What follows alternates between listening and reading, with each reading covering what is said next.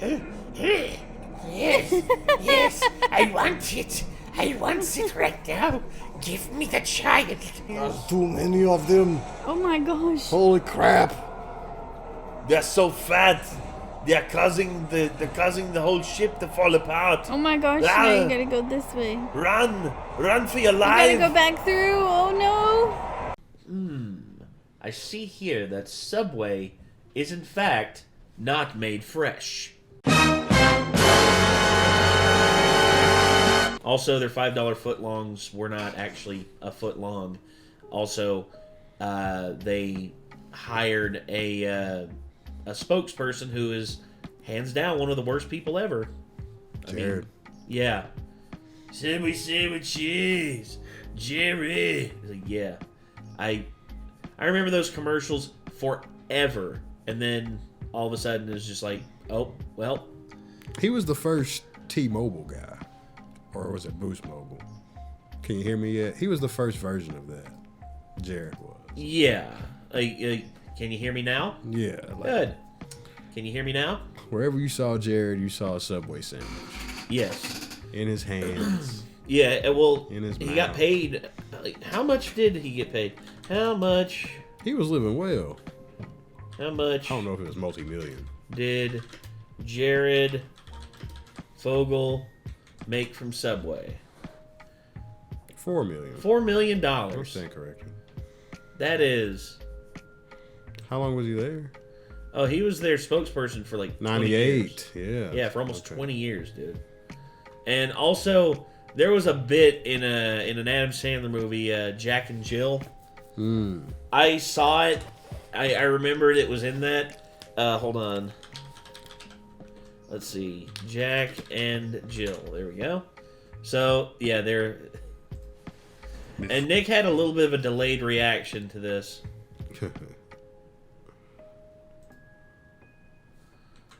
Let's see. Come on. Man, look at young Nick. Yeah. Look at him there. He just... Oh, there it is. So, yeah, this is in our reaction a while ago. Cameo doesn't age well. Check this one out. Just Jared's fine. I knew immediately. Nick, on the other hand, Oh my god, product placement got backfire big time. Nick is like, what is Jesus going on? Christ.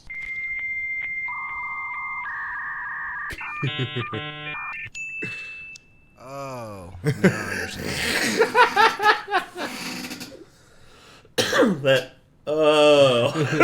It all just clicked. Time. He was like, what is going on? I missed it? Yeah. I remember editing this and just being like, yeah, I need to do something here. That's Because he perfect. is silent for way too long. Oh. Oh. Yeah. That's so, great. So yeah, that was a whole thing. Anyway, so yeah, this so yeah, Subway has had their fair share of buffoonery over the last 10 years. No different here than this food theory. Is Subway bread actually cake? Is it? I guess we'll see. Because the food theorists have made a video about this, and it was recommended that we check it out, so here we are. Is it just high in sugar, I'm assuming? Like, maybe not necessarily cake, but it I would say equates. I'd say they probably use like cake flour, and that's technically the whole deal with it. Because there's bread flour, cake flour, there's different kinds of flour that are pre-mixed that have the different stuff in it to like make it easier to make stuff. I'm It thinking is its own style, I guess. Like, you go to Jimmy John's, it's not the same. You go to Jersey Mike's, it's not the same. Like, yeah. I don't know, man. Look, I gotta see this. All right, let's check it out. Here we go.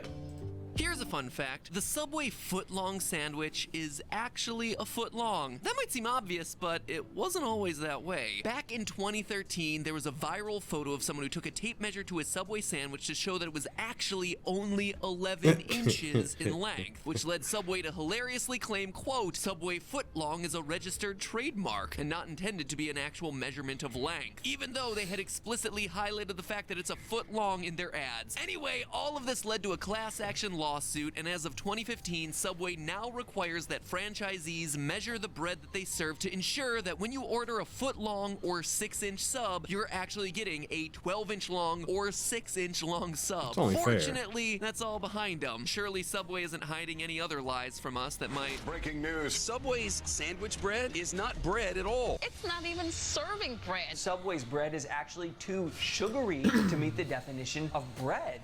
Folks, I think we got ourselves a food theory episode. Here we go.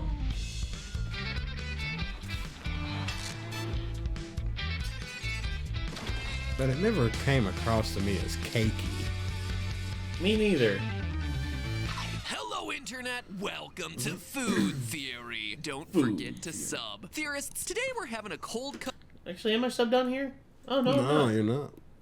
convo about Subway, the world's largest quote-unquote sandwich chain. And I'm putting sandwich in quotes here because as anyone who's tried the entire menu already knows, Subway is really just an amazing cookie store masquerading as a sandwich restaurant. Because seriously, those things are delicious. In all seriousness, though, recent events have thrown Subway's status as a sandwich chain into question. If you've watched Food Theory's definitive episode on what makes a sandwich, then you know the following must be true. A sandwich must legally consist of 2 pieces of bread. Of course, sub sandwiches are a bit problematic because they're served on a single split roll. Personally, I could go either way on that one, but I don't write the sandwich rules here, people. I just meticulously research them. Besides, I'm not here to split hairs about split rolls when a far more shocking revelation about Subway has recently come to light. Their bread may not actually be bread. Reportedly, Subway's famous 9-grain multi-seed, 9-grain wheat, Italian herbs and cheese, Italian white, hearty Italian, and honey oat bread varieties aren't actually bread at all. At least that's according to one ruling from the Supreme Court of Ireland. Okay, so Ireland. Oh God, God, Jack! I first saw Come this on, article really? appear in my feed, I dismissed it as clickbait. I mean, it is a huge accusation. Subway's bread isn't bread. It sounds insane. It sounds, well, honestly, it sounds kind of like a title of a Food Theory episode. But the algorithm definitely has me pegged as a sandwich boy, and I kept getting served this particular article again and again and again to the point where I just had to read it. And let me tell you, the Irish Supreme Court makes some really interesting and important points about bread classification. And not only does their decision affect Subway restaurants, it could affect a whole lot of other foods and people and companies out there. But never fear, theorists, we're getting to the bottom of this doughy dilemma right now because we need answers with a capital K. Yeah. Does Subway actually serve bread, or have they been lying to us all these years? And if it's not actually bread, then what kind of unholy creation have they been feeding us? Now, let's start off by acknowledging that this isn't the first time Subway has gotten into trouble over their bread. Fun fact, if you go to Subway's own website, they have a page where they document all the changes that they've made to their bread products. According to Subway themselves, in 2014, they, quote, increased whole grains and removed caramel coloring from 9-grain wheat bread. Each 9-grain footlong now contains 100% of the whole grain requirement recognized by the Whole Grains Council and the Whole Grains Stamp, end quote.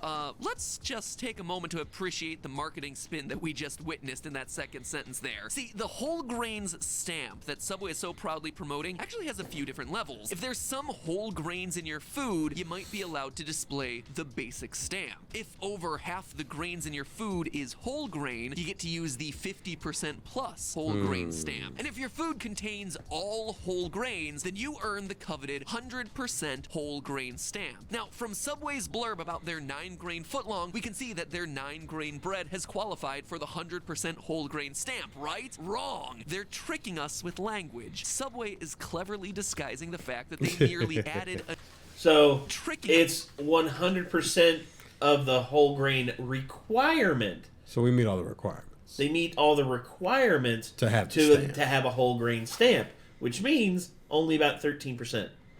Grain bread has which Subway is cleverly disguising the fact that they merely added enough whole grain to their recipe in order to qualify it for the 50% plus stamp by saying that their bread now contains 100% of the whole grain requirement for that 50% stamp. Now, why would Subway care about inflating the appearance of whole grains in their bread? Honestly, because it gives them the appearance of being healthier. The term whole grain means that every part of the grain seed, the bran, germ, and endosperm are all ground into the flour. Whole grain flour therefore contains more fiber and nutrients than other flours that don't include every part of the seed, and health-conscious individuals seek out whole grain products as a result. The cost of being the healthier option, though, is taste. So basically, Subway is trying to get the street cred of being super healthy while maintaining that sugary, tasty bread that gets people coming back for more. You could say that they're trying to have their cake-like bread and eat it too. Yeah. The caramel coloring, the name 9-grain bread, even the messaging around changes to the recipe are all designed to present Subway sandwiches as being healthier than they actually are. And Subway is by no means the only one doing stuff like this. Here's a food theory smart shopping tip for you. If you actually care about having whole grain bread or just healthier bread, make sure you're buying bread that's labeled as whole grain, which is a label based on how much of it is actually made from whole grains, and not just settling for multi-grain bread, which is a misleading marketing term that sounds healthier but doesn't actually tell you anything about how much grain content the bread actually has. So as it turns out, Subway has a weirdly rich history of bread-related controversy. That's so interesting, man. The slight change of verbiage, like, and the way that's how they can legally get away with doing stuff like that is wording it properly. Because if it's presented in a way and it's just being like, oh, but it says on the packaging multigrain. It never stated how much is whole grain. But the fact that multi to me, like, it does sound healthier, multi-grain. Oh shit, I'm getting a bunch of grains here. Yeah, you think that, and then it's just like, wait a second, what kind of grains? Exactly. And it's like because I know there's whole grain, but what other grains are there that's making this to where it's considered multi? I mean, wouldn't they have, like, if they wanted to truly be healthy, wouldn't they just put whole grain in it? Wait a minute. It's taking advantage of the ignorance, dude. It's like, you're just going to look at the surface level. You don't want to be healthy. That's how most people are. You know what I mean? Like, yeah. Unfortunately. Ingredients in their bread, they've lied about the length of their bread, and now here in 2020, they might even be lying about it being bread. And that's no knock. It's just like, it just is what it is. Like, it's just kind of just how people think. Like, I'm sure there's way more instances that falls into place, not just bread. Like, oh yeah, definitely.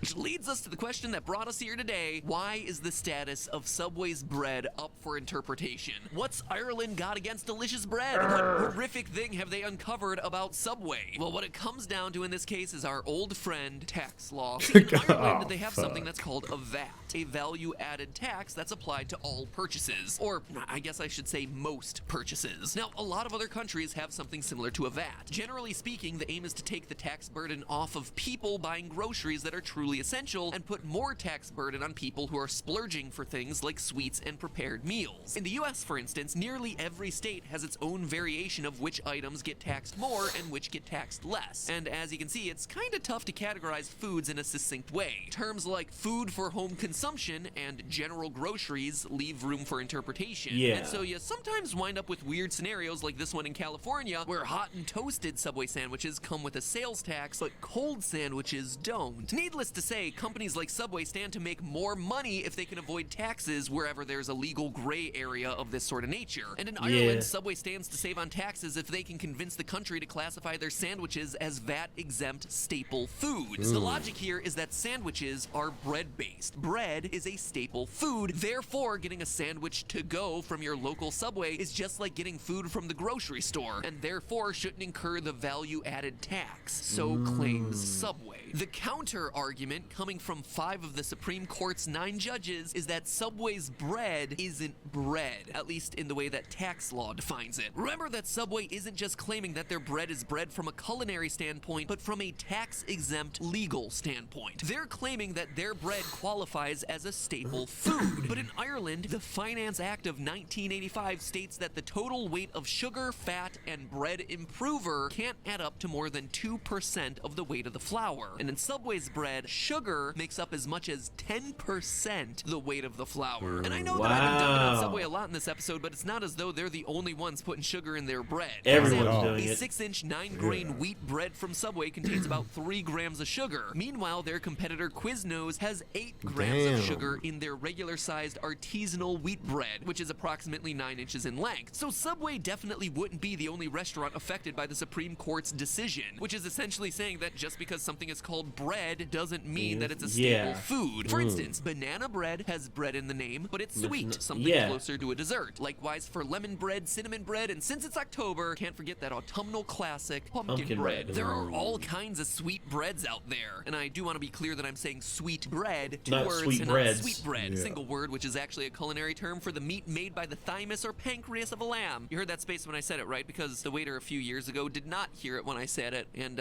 let's just say I wound up with a very unexpected meal. Anyway. Yeah.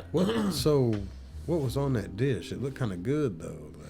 Well, it's basically the thymus of... You say the pancreas? The thymus or pancreas of a lamb. Yeah, the thymus / pancreas. So it's basically an innard of a lamb. Is that on peas? Yeah, it looks like like a shepherd's pureed pie. peas. Yeah, it looks like pureed peas with a little bit of a decorative on top with potato. Maybe potatoes and a little bit of green onions, like diced green onions chopped up on there. Yes. Would you eat that? Maybe not. I don't know. I mean, I've been surprised before with how much I've liked certain things. You eat goat? I've had goat before. Goat's delicious. Yeah, goat can be really good. I had gator one time. Fantastic. Yes. Yeah, gator's really good. Gator tail is really good. Yeah. Especially if you cook it right. Oh yeah. And of course, I deer, venison. Venison's a very good lean meat. Like it in chili. Oh yeah. And there's a whole multitude of different ones out there. That I don't know how I feel about pancreas though. Pancreas is it. Well, don't sound like it's like chitlins, dude. I mean, I've had chitlins before. You like them? No. Good. Ain't my cup of tea. Fucking disgusting. Yeah, it is. My whole family loves them. Well, not my whole family, but a lot of your family. My old school, yeah. The oh last yeah. generation. It's like my uncle my uncle and his family. Like that's one of the staples of like their food.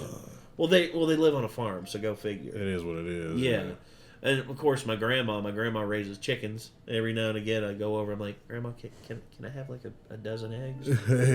Because I'm just like, can I have because it's those Arcana chickens, the ones that lay the green shelled eggs. Oh, for real? Yeah. And the yolk, instead of it being like yellow, it's like bright orange. Oh, I bet they taste amazing. It's the best ever, dude. Best omelet I've ever had in my entire life. Period. Respect. I love it. And my grandma, she does her best raising those things. Hell yeah. But anyway, sorry. Let's back to this. You heard that space when I said it, right? Because the waiter a few years ago did not hear it when I said it, and let's just say I wound up with a very unexpected meal. Anyway, when you think about it, a lot of these so-called breads have more in common with cake than they do bread. You could get into the argument that the difference between cake and bread comes down to leavening techniques, but even that gets into sticky territory when you realize that not all cakes are leavened in the same way, and some breads aren't even leavened at all, as any fan of flatbreads can tell you. And yes, technically there are leavened flatbreads. The distinction between bread and cake is impossibly complicated. And so in 1972, the Irish legal system came up with a simple definition. If the sugar, fat, and bread improver content goes over 2% of what the flour content is by weight, then you're not a bread that would qualify for staple food status. You can still call your pumpkin bread bread if you want to, but it's gonna be taxed like a confectionery or a dessert. Or as Marie Antoinette said, if the people can't have bread, then let them eat cake and pay the value-added tax on every purchase of said cake. It also tells us that, well, this might you overdid. Never mind. Be bread from a culinary standpoint. It means that Doctors Associates Inc. isn't serving up food that's as healthy as they want us to think. Oh, sorry. Okay. Is that name unfamiliar to you? Because Doctors Associates Inc. is actually the name of the company that operates as Subway in the U.S. Not making that one up. I don't know why, but of all the... Yeah. Doctors Associates Incorporated. So yeah, they aren't real doctors. Not at all. Facts that we've talked about in this episode, this one makes me feel the most icky. The small upside for Subway is that while their bread doesn't qualify for the 0 rate VAT, it does qualify for the reduced rate VAT. According to the website run by the Irish Revenue Commissioners, which is basically their version of the IRS for all you American viewers out there, bakery products other than bread qualify for this rate. But here's the face turn, people. Here's where I jump in and defend Doctors Associates Inc. Ugh, I'm on their side. The Ireland court is correct in saying that it's following Irish law, but Irish law is the outlier here. Just take it from their neighbors in Northern Ireland and the rest of Great Britain, where the Bread and Flour Regulations 1998 define bread much more simply as food that, quote, consists of a dough made from flour and water with or without other ingredients, which has been fermented by yeast or otherwise leavened and subsequently baked or partly baked. Criteria that Subway's bread would most definitely qualify for. Oh, and part of the requirement is also that it, quote, is usually known as bread, which I guess is there to keep you from taking a cake and calling it bread. Ireland did win their independence from Great Britain in the early 20th century, so they're free to choose to define bread however they wish. But a set of tax laws passed in the 1970s and reified in the 80s are starting to look a bit outdated and also a bit close-minded when you realize that even the staple food definition of bread excludes many types of breads that are considered dietary staples in other parts of the world. Take, for example, Japanese milk bread, whose sugar content is upwards of 20% the weight of the flour it contains, and unlike, say, banana bread or pumpkin bread, which are separate confectionery items, milk bread is most definitely used as a sandwich bread. And what's more, the tax legislation's definition of the word bread doesn't match how the world uses that term, including in Ireland itself. Numerous pieces of Irish legislation, including Ireland's health regulations of 1994, actually define bread much more generously. Quote, bread includes the following and any part of the following: baps, bread rolls, fancy bread, milk bread, malt bread, and fruit bread. Now, aside from the fact that a bap is the most hilariously sounding bread product this American has ever heard of, let's take a moment to acknowledge that milk bread, the very same super sugary staple that we were discussing moments ago, is specifically defined as bread in this Irish Act passed by the Minister for Health in consultation with the Minister for Agriculture, Food, and Forestry. And I'm not sure about you, but that's who I'd be looking to for my definition of bread way before I talk to a tax commissioner. In short, by Irish tax law definition, Subway's bread is not bread, but by food theory's bread definition, it most certainly still is, even if you're in Ireland. And if Ireland has a problem with that, well, they can just go ahead and take it up with Ireland. But hey, have you ever aspired? I was gonna say the Irish fighting themselves.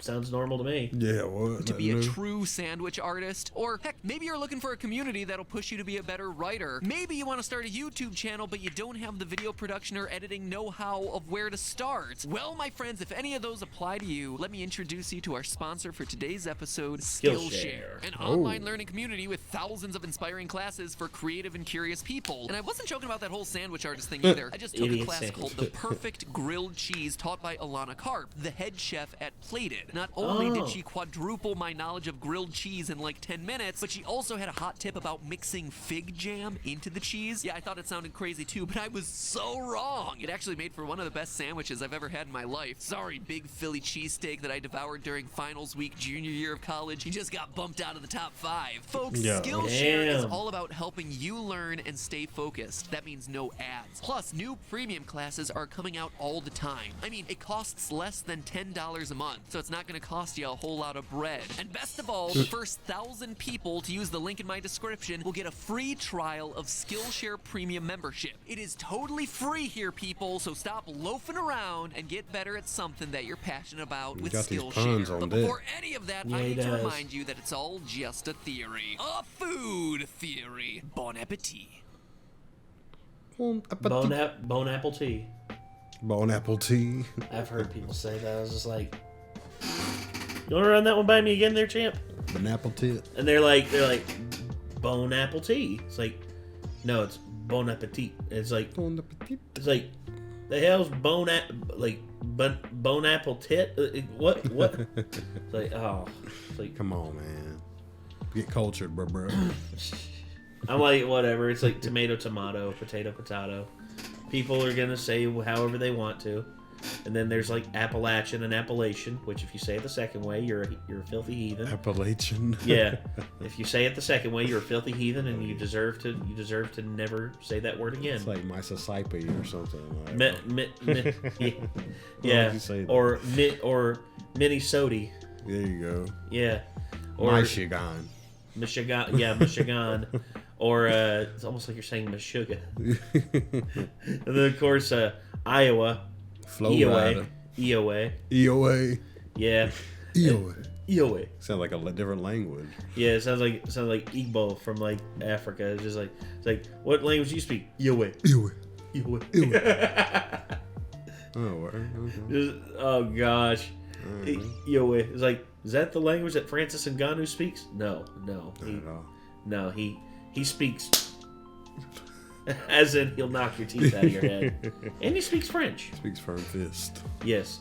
The way of the fist. Yes, sir. The way of the closed fist. But anyway, so yeah. So it is bread. It is technically bread, but I wonder. Ireland. Go ahead. I wonder. They said it's below 2%, right? Yeah. For sugar. Yeah. So it's very light in its origin.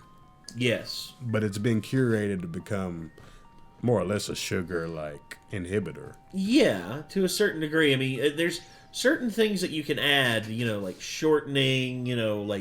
There's different things that you can add to bread to sort of change up its composition enough to where it does something interesting. Like it puffs up more, or it has a certain texture to the inside of it that is just different from normal bread. And it's like cornbread. Cornbread. That's something that's just when I first tried cornbread, I expected it to be like regular bread. It's way different because of the cornmeal in it. I was just like, delicious. It's kind of a broad, it is a broad. I'm glad this was brought up, I guess, because I want to try some actual bread now, no sugar. So yeah. And honestly, there is a great recipe that Babish figured out. He actually failed about 20 times because he didn't do the measurements right. He kept messing the measurements up. Sounds like that. Sounds precise. It is. Sounds like an art. Yeah, and he did it for eggs in a nest. Let me see if I can find that. Babish, eggs in nest. There it is. So, he just basically kept failing again and again and again when it came to the bread, and every loaf came out super short. See, it's supposed to puff up over the top and do the muffin top kind of thing. Okay. You see, and also he kept saying that the bread just felt tough. It felt way tougher, and it's because all of the flour and all the bread is compacted into a cube this big when it's supposed to be one this big. Okay. So instead, he does all the precise measurements. Water, yeast, flour. He weighs everything out. I think that's I don't know what that is. Actually, he says it in the thing here. Hold on, let me. Fahrenheit, 100 milliliters of which we're going to combine with a packet of instant yeast and half of our 650 grams of all-purpose flour, along with 50 grams of sugar, 5 grams of salt, and 45 grams of unsalted butter. How many grams at of sugar? room temperature. Stir to 5 grams of salt, 650 grams of all-purpose flour, along with 50 grams of sugar. 50 grams. 50 grams, but that is, that's combined with everything else. I think that is less than 2%. I think it's less than 2%. You see, again, sugar is an important part of making the bread inflate. So it's all about getting a ratio, right? Yes, ratios. You see, it's like cake. Yeah. Like cake, where it doesn't puff up like normal bread. Instead it's very compact, but yet it's soft because of the different composition. And there's multiple ways of doing bread out there, but 5 grams Babish, of salt, this is the one that 45 grams of unsalted and butter. That's another thing too, unsalted butter. And you whisk it all together, combine it with the rest of the water, and then you get a good solid thing of dough. Yeah, it starts. Yeah, it starts to really come together, and then you knead it. You make sure that you get the gluten all lined up. Yeah. Make it springy, and then, oil the inside of a bowl, roll it around, make sure that all the surfaces are covered. What kind of oils you use, you think? Olive oil? Vegetable oil. Vegetable oil or olive oil. And then cut to a little later, it has doubled in size. No doubt. Because you've let it rest. You've let it rest, and thus it's puffed out. Expanded. Yes. And that's a chemical reaction from the ingredients. And then he kneads it some more. He spins it up, gets it into the shape that he wants it to be, and then he puts it in the bread pan. So this one's supposed to pop out the pan. Oh yeah, and he sits the on top of it and lets it inflate like that. And when it does that, now he brushes it down with a little bit of butter on top to give it that crust on top. That golden. Yeah, that golden crust. Then you wait, and then later, bow. But see, this one looked I guess the other ones didn't sit as high before you even put it in, right? Like. Well, no. It looked like this one was already. Yeah, and that looks beautiful. Yeah, brush it down a little bit more, and he shows a side by side of just like what this one looks like and what the other one looks like. Yeah, right there. Man, world of difference. Man, a world look at this, everybody. A world of difference in terms of doing it right, like the getting your little ratios things, right. Yeah, it's the little things that make the biggest of differences, especially when it comes to baking. Like, look at that. Look at that. It's a whole different type of bread. You think somebody else made it? Yeah. And thus, oh, look at that. Wow. Yeah. Beautiful. Man, I need a PB&J with that. Yeah. Instead, he's doing eggs in a nest. You ever had egg in a nest before? I haven't, man. Oh, it's delicious. So basically, you get that, then you put the bread in there, then you you flip it, and then you basically just wait, let it get brown on both sides, a little golden brown, and then a little bit of extra seasoning in the middle, and you crack an egg. You wait a little bit, let it constitute with the bread, and then you flip it. When you flip it, boom. A little bit of salt on top of it, kosher salt. A little bit of pepper if you want, and then the little extra bit there. Then you bust it open, and pow, you have yourself an egg in a nest. That's fire. Yeah, it's delicious. And then you use the little piece of bread that's left over to mop up the rest of the egg. Yes, sir. And there you go.